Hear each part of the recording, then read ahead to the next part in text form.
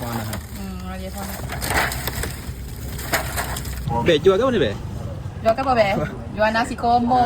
Nasi komo. Hak masak dah. Masak dah. Kita jual hak instan hak masak. Lah ni kita jual masak dah. Dia pakai beras ke apa ni? Kita pakai beras basmati extra long. Beras basmati. Boleh nak kita so? jual ke 7. Oh, ikut 7 jual. Nak berapa? So? So kalau ayam gini kan ayam sederhana kita bagi sos setengah. Oh. Kalau ayam kecil kita bagi 2 pohon ni. Pohon ni dia mari. Panas ni goreng ni tak? Ayam panas-panas. Dia mari tak menen. Oh, comel aja. Oh, kita kiwi lah ni rapuh-rapuh dia. Rempah molek apa? Crispy gitu. Oh, ni sayur dia Ni tak? saya kita akan bagi salad. Lepas tu kita Sayur bagi dengan segar-segar kubi juga. pakai.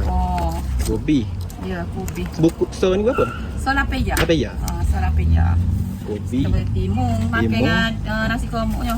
Lepas tu kita akan bagi Bagi dia ni ada. Sup, lepas Sup. tu sos.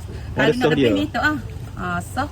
Kalau nak lebih minta. Lepas tu kita akan bagi bawang goreng lagi. Oh, bawang goreng. Kita tabur lalu lah. Satu ni lapeya. Tak nampak Lapeya. lagi. Ni lapeya aja. Lapeya ni. Ini dah awak akan dapat. Kalau nak cari ni mana dia? Kalau nak cari boleh mari dekat Pasir Pekeh belakang kedai Duaya. Bukan map cari di Empire HP tu siapa lah. Kalau warehouse kedai Duaya warehouse dia warna merah, kita warehouse warna biru. Awak mari kat belakang kedai Belakang Duaya. dah. Masuk kat lorong talian, lorong SPJ Dia start buka apa sini? Start buka pukul 9 pukul 12 tengah hari sampai pukul 9:30 petang. Kalau habis awal kita tutup awal. Cuti? Cuti hari Jumaat. Kalau nak beli hot instant pun boleh nak masuk. Hot instant pun ada juga? Dalam tempat di depan ni. Gini lah payah. Payah, Nasi okey. panas-panas, ayam panas-panas.